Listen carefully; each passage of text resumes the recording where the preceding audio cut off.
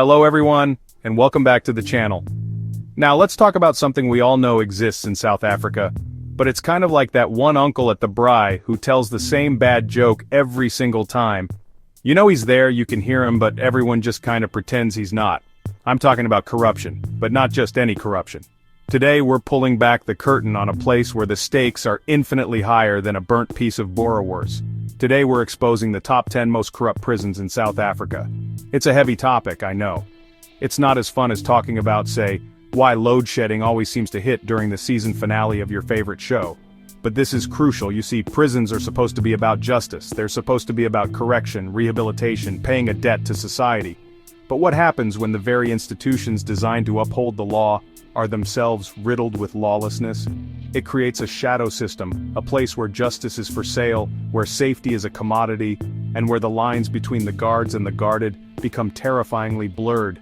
This isn't just about what happens inside those walls. It's about the kind of society we are, and the kind of justice we believe in. And believe me, if we don't demand transparency, if we don't shine a light into these dark corners, the rot doesn't just stay inside, it seeps out. So, buckle up.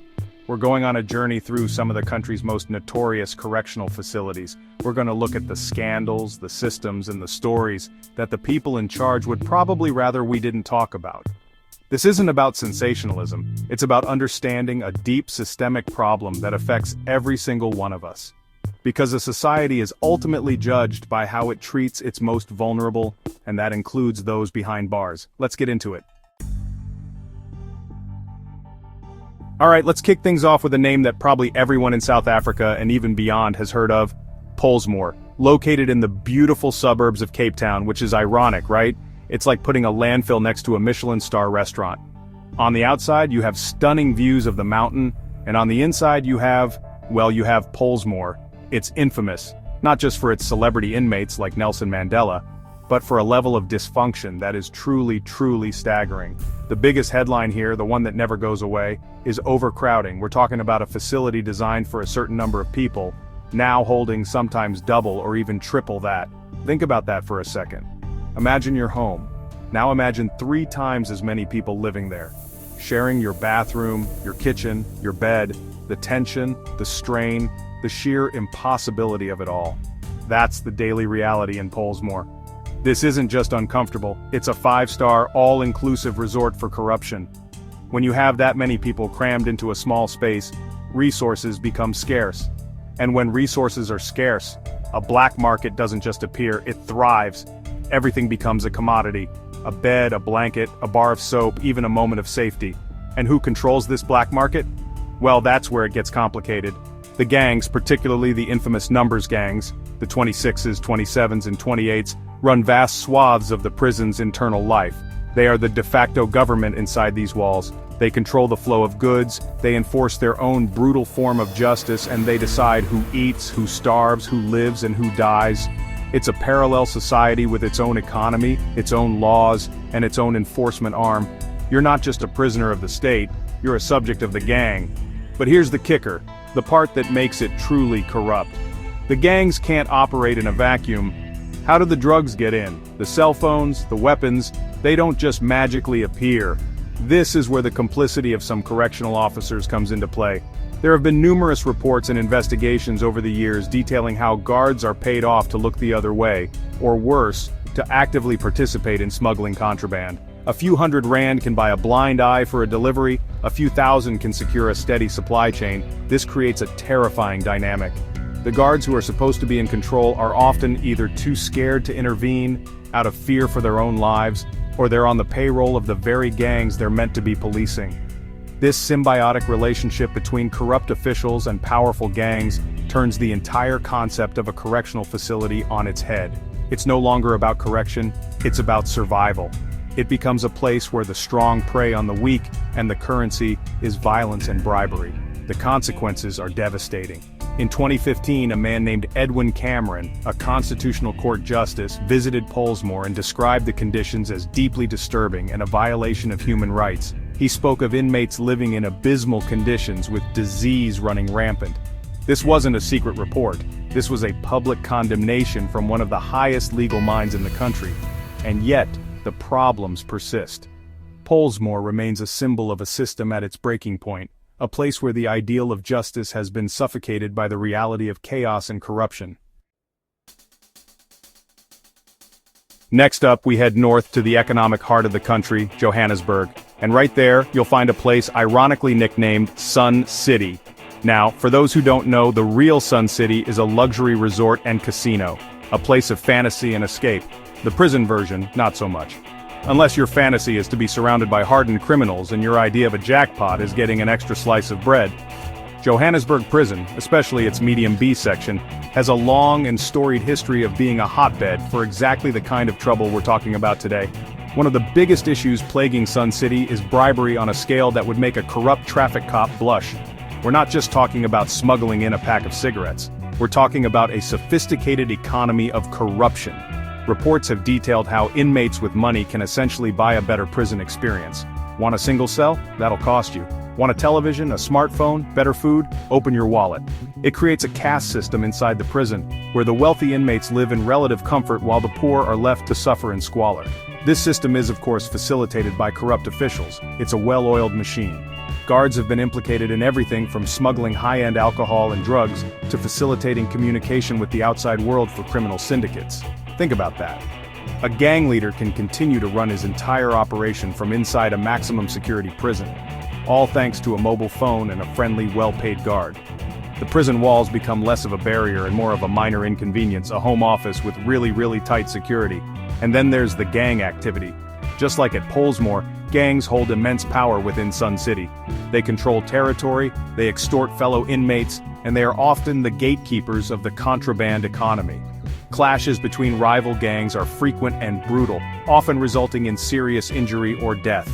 The guards are often either unwilling or unable to stop it.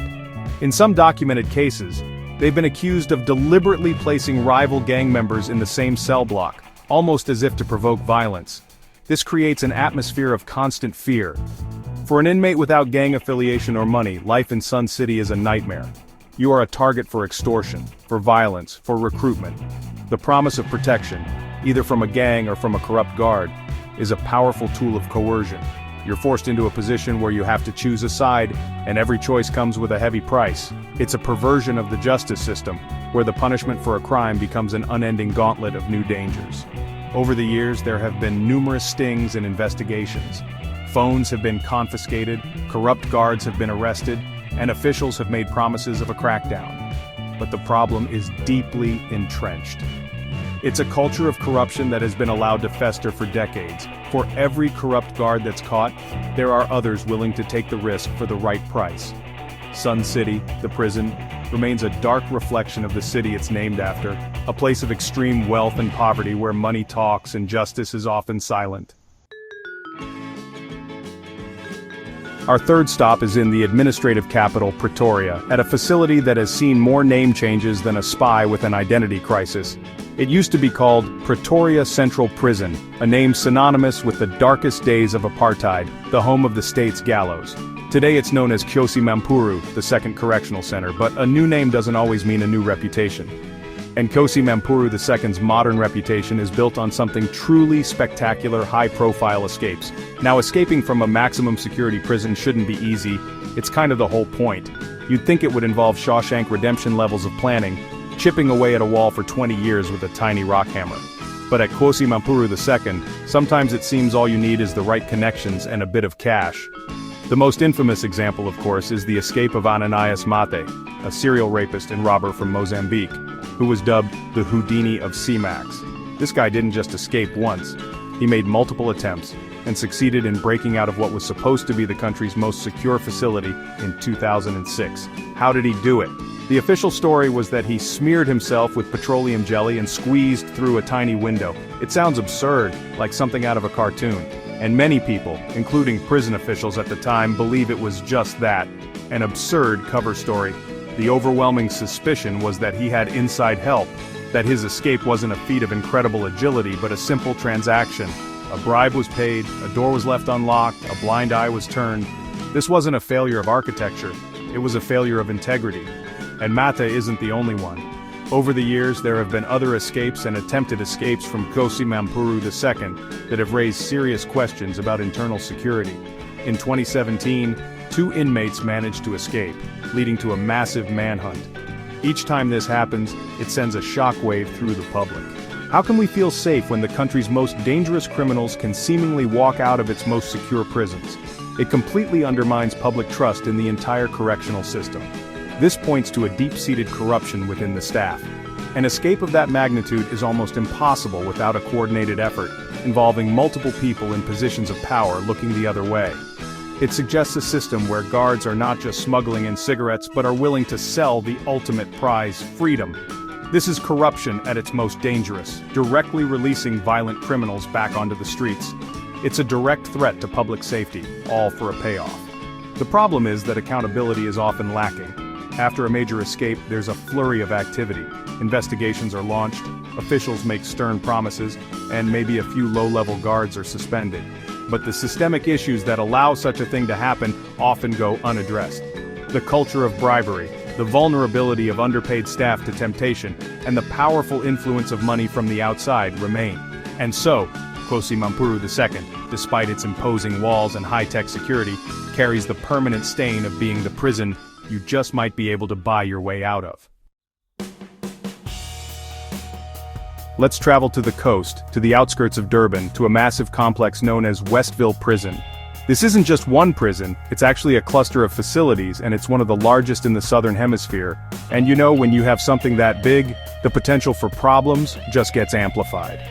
Westville has become notorious for allegations that stretch way beyond simple bribery and into the realm of organized criminal enterprise, allegedly orchestrated with the help of the very people paid to prevent it, the prison staff. The allegations that have come out of Westville over the years are really brazen. We're talking about reports of guards not just smuggling contraband, but actively running drug-dealing rings within the prison walls. Imagine that. The people in uniform, the ones with the keys, are allegedly the masterminds of the internal drug trade. They control the supply, they set the prices, and they punish those who step out of line. The prison doesn't just contain crime, it incubates and professionalizes it. This creates a truly toxic environment. For inmates struggling with addiction, being in Westville can honestly be a death sentence. There is no escape from the temptation when the dealers are the ones locking your cell door at night. Rehabilitation becomes a cruel joke in a place where illegal drugs are sometimes easier to obtain than counseling or educational programs. The system becomes a self-perpetuating cycle of addiction and crime, all allegedly for the financial benefit of a corrupt few. But it doesn't stop with drugs. There have been deeply disturbing reports of staff involvement in other illegal activities, including facilitating extortion rackets and even orchestrating violence. Inmates have claimed that guards will instigate fights or punish certain prisoners on behalf of others in exchange for payment. This turns the guards into hired muscle, mercenaries in state-issued uniforms. The power dynamic is completely inverted. The inmates with money and connections can wield the authority of the state against their rivals. Investigations into Westville have been numerous. Undercover operations like the one by the investigative journalism program's Special Assignment have exposed the ease with which contraband could be brought into the prison. They filmed warders openly discussing prices for smuggling phones and drugs. It was a shocking look behind the curtain, confirming the stories that had been whispered for years. It showed a system where the lines were not just blurred, but had been completely erased. Despite these exposés and the occasional arrests, the culture at Westville seems remarkably resilient. The sheer size of the complex makes it difficult to police effectively. And when the corruption is systemic, removing a few bad apples does little to fix the rotten barrel. For many, Westville Prison represents the ultimate failure of the correctional mandate. It's a place where the business of crime doesn't stop at the prison gates. It just finds a new captive market and a new, unlikely set of employees. Our next stop takes us to the Eastern Cape, to St. Albans Prison near Gqeberha, formerly Port Elizabeth. If the other prisons we've discussed are known for a certain type of corruption, bribery, escapes, smuggling, St. Albans has earned its reputation through a much more visceral and brutal currency, violence.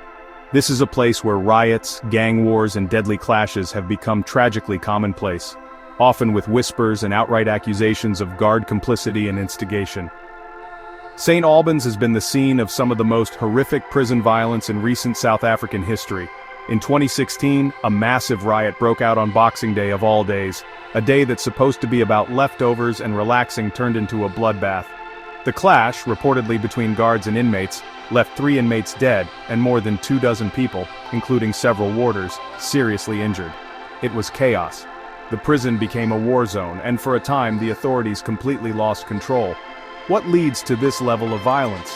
Overcrowding and gang rivalries are, as always, a huge part of the problem. St. Albans is another facility buckling under the pressure of too many inmates in too little space. This creates a powder keg environment where the smallest spark can cause a massive explosion. The gangs, fighting for territory and control over the internal black markets, are the ever-present matches, ready to light the fuse. But numerous reports and testimonies from former inmates and even some officials suggest something more sinister at play.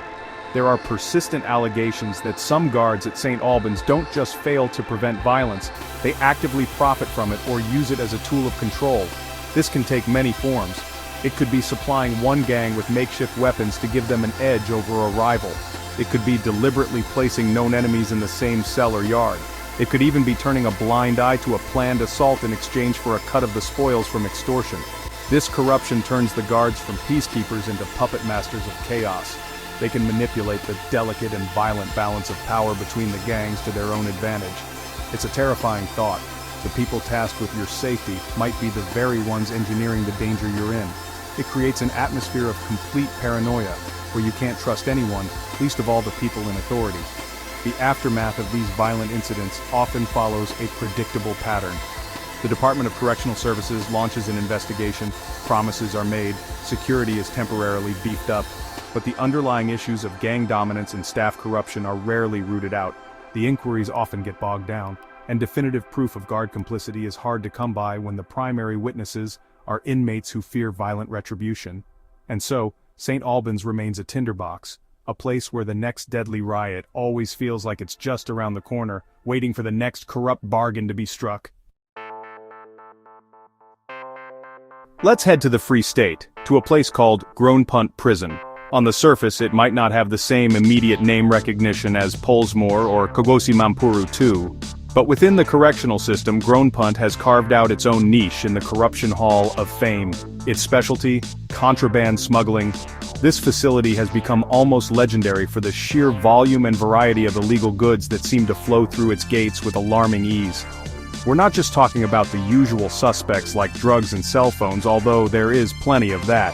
At Groenpunt, the smuggling has reportedly reached a level of sophistication that is both impressive and deeply disturbing. We're talking about a veritable shopping catalog of forbidden items, high-end liquor, designer clothes, large amounts of cash, and even tools that could be used for escapes or as weapons. If you have the money and the right connections at Groenpunt, you can get almost anything delivered to your cell. How is this possible? The answer, as you've probably guessed, lies in systemic corruption among the staff. Numerous investigations and internal reports have painted a picture of a facility where a significant number of warders are essentially running a side hustle as highly paid delivery drivers. They have become the critical link in the supply chain, using their authority and access to bypass security checks and bring goods directly to their inmate clients. The methods are varied. Sometimes it's as simple as hiding items in food deliveries or official vehicles. Other times it involves more elaborate schemes like coordinating dead drops in less monitored areas of the prison grounds. The entire operation relies on a network of complicity. It's not just 1 or 2 guards. It's a system where many know what's going on, and they either participate or are paid to stay silent.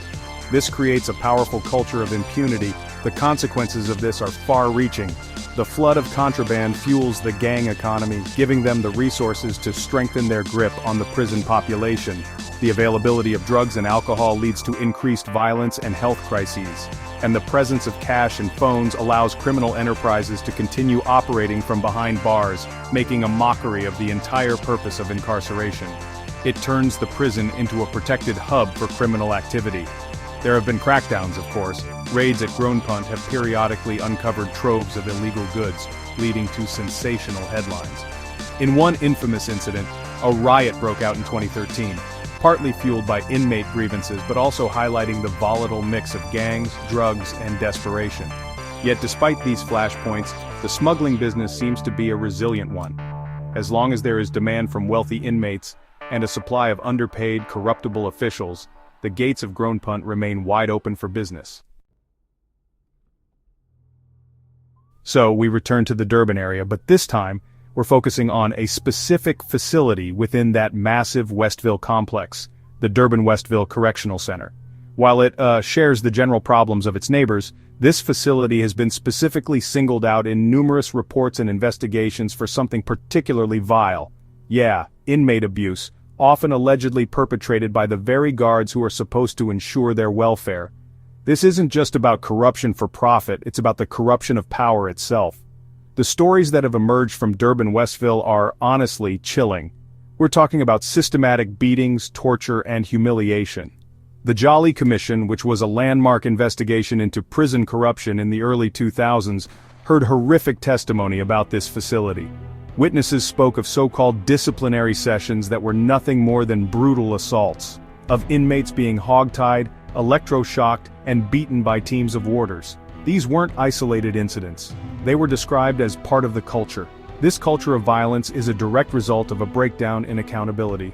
When guards believe they can act with impunity with no fear of consequences, the worst aspects of human nature can come to the fore. In such an environment, power becomes absolute. And as the saying goes, absolute power corrupts absolutely. The uniform becomes a license to abuse, and the inmates become dehumanized targets, stripped of their basic rights.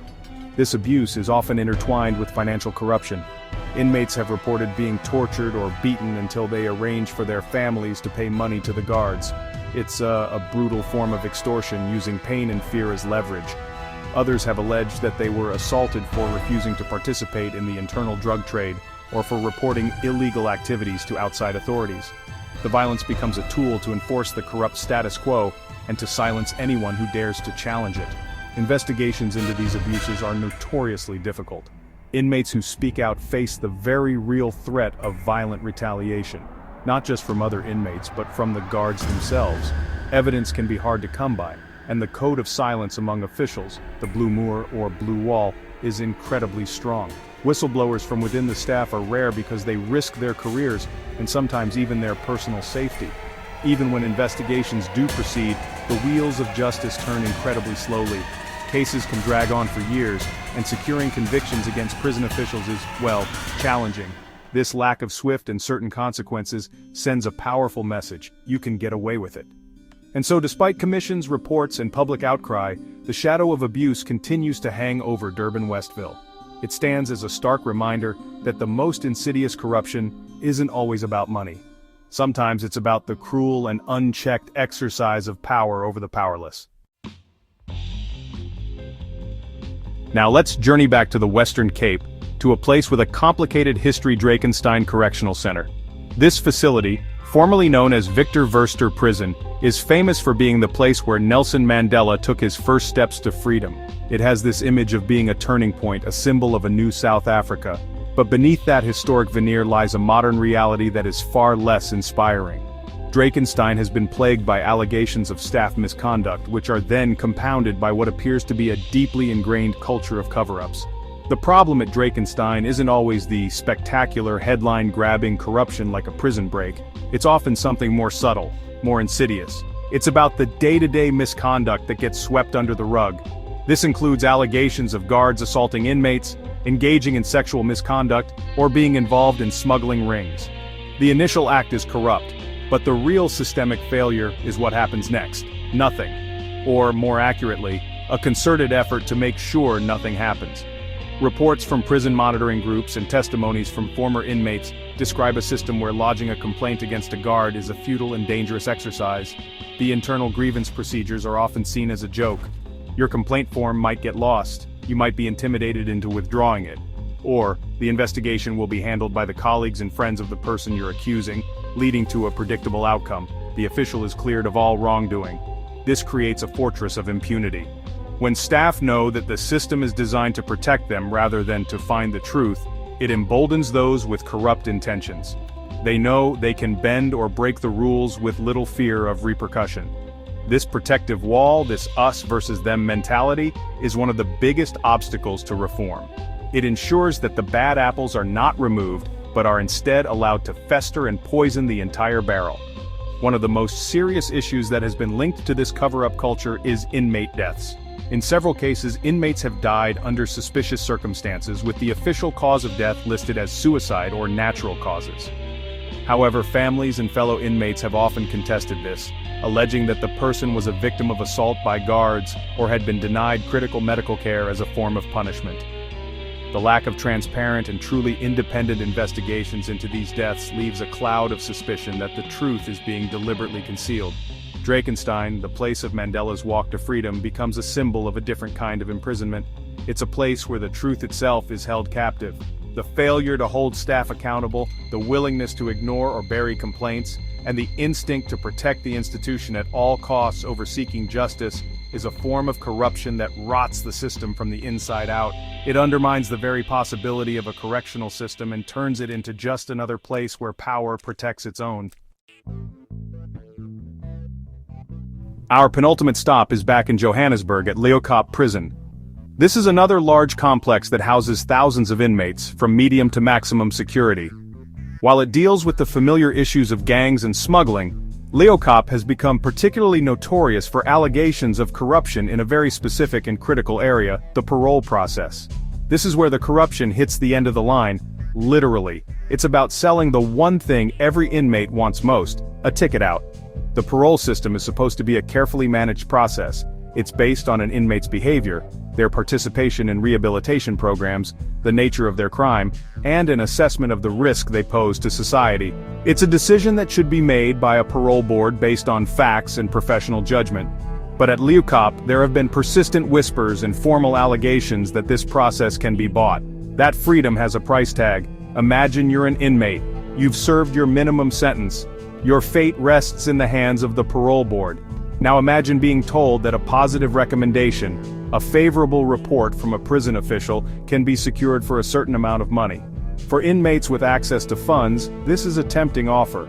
For those without, it's a source of immense despair, knowing that their genuine rehabilitation might mean less than someone else's ability to pay a bribe. This alleged corruption taints the entire parole system. It creates a two-tier system of justice where wealthy prisoners can potentially buy their way out early, while deserving but poor inmates are left behind. The officials involved in this, whether they are parole board members themselves, social workers, or correctional officers who write the progress reports, are engaging in one of the most cynical forms of corruption imaginable. They are monetizing hope and perverting a process designed to facilitate reintegration into society. Furthermore, internal investigations at Leeuwkop have also been a source of concern. Just like at Drakenstein, there's a sense that the system investigates itself, and often finds itself blameless. Allegations of corruption against officials, whether related to parole or other matters, often seem to disappear into a bureaucratic black hole. This lack of internal accountability is what allows the rot to persist. If you can get away with selling a favorable parole report, what's to stop you? The consequences for society are profound. If parole decisions are based on bribes rather than risk assessment, it means that dangerous and unreformed individuals could be released back into the community simply because they could afford it. It puts the public at risk. It also completely destroys the incentive for genuine rehabilitation. Why bother with therapy and educational programs if you can just pay your way out? Leeuwkop's alleged parole for sale scheme is a direct assault on the principles of both justice and public safety. For our final stop, we travel to the Western Cape once more, near the town of Worcester, to Brandvlei prison. This facility, which includes maximum and medium security sections, has gained a reputation for being deeply entangled with the powerful and violent world of organized crime that plagues the province. The corruption here isn't just about individual acts of bribery, it's about the prison itself allegedly functioning as a command and control center for powerful gangs operating on the outside. Brandvlei is situated in a region where gang culture is deeply entrenched. Many of the inmates are high-ranking members of these gangs. When they are incarcerated, they don't cease to be gang leaders, they just change their address. The challenge for the correctional system is to sever their ties to their criminal networks. But at Brandvlei, there are strong allegations that some corrupt officials do the exact opposite. They help them maintain and even strengthen those ties. The key commodity here is communication. A smuggled cell phone in Brandvlei is not just for calling family, it's a tool of the trade. It's used to order hits on rivals, to coordinate drug shipments on the streets of Cape Town, to run extortion rackets, and to manage the gang's finances. The prison becomes a boardroom, a secure headquarters from which a criminal empire can be managed with minimal risk of being caught by police on the outside. And how do these phones and the information that flows through them get in and out? Through corrupt warders. For a price, a guard can become a gang's personal assistant. They smuggle in the phones, the SIM cards, the chargers. They might even pass on messages or intelligence. They become employees of the very criminals they are supposed to be guarding. This is a complete and terrifying inversion of the power structure. This has led to incredible displays of audacity. There have been reports of gangs using social media from inside Brandvlei, posting pictures of themselves with contraband, flaunting their power and the impotence of the authorities. It's a brazen catch me if you can taunt to the entire justice system. It shows a level of comfort and control within the prison that should be impossible. The fight against this is a constant battle. Raids often uncover dozens of phones, but they are quickly replaced. The gangs have deep pockets, and the temptation for underpaid staff is immense. The link between the prison's internal gang structure and the organized crime on the outside makes Brandvlei a critical node in the region's criminal ecosystem. Shutting down the corruption here isn't just about cleaning up a prison, it's about disrupting major criminal enterprises. Until that link is broken, Brandvlei will remain a place where incarceration doesn't stop crime. It just gives it a government-funded office. So there you have it. 10 prisons, 10 stories of corruption, violence, and systemic failure. From the chaos of Pollsmoor to the organized crime hubs of Brandvlei, it's clear that this isn't a case of a few bad apples. This is a deep structural rot that threatens the very foundation of our justice system. When a prison ceases to be a place of correction and becomes a university for crime, a marketplace for contraband, and a playground for the powerful, it fails not only the inmates, but all of us. The walls of a prison are not just meant to keep people in, they are meant to uphold a promise to society that justice is being served. And right now, in too many places, that promise is being broken every single day. What's the solution? It's not simple, and it's not easy. It requires real, sustained political will. It means paying correctional officers a professional wage, so they aren't so easily tempted by a bribe. It means robust, independent oversight bodies with real teeth to investigate and prosecute corruption, no matter how high up it goes. It means tackling overcrowding, investing in genuine rehabilitation, and breaking the power of the gangs. It requires us to move beyond outrage and towards demanding concrete systemic reform and unwavering accountability from the Department of Correctional Services. Ultimately, the state of our prisons is a reflection of the state of our nation. We cannot turn a blind eye just because it's happening behind high walls and barbed wire. The safety of our communities depends on a correctional system that actually corrects, that rehabilitates, and that operates with integrity. So I encourage you, stay informed, read the reports, ask the tough questions of our elected officials, demand transparency and demand justice, because shining a light is the first step to cleaning out the darkness. Thank you for watching.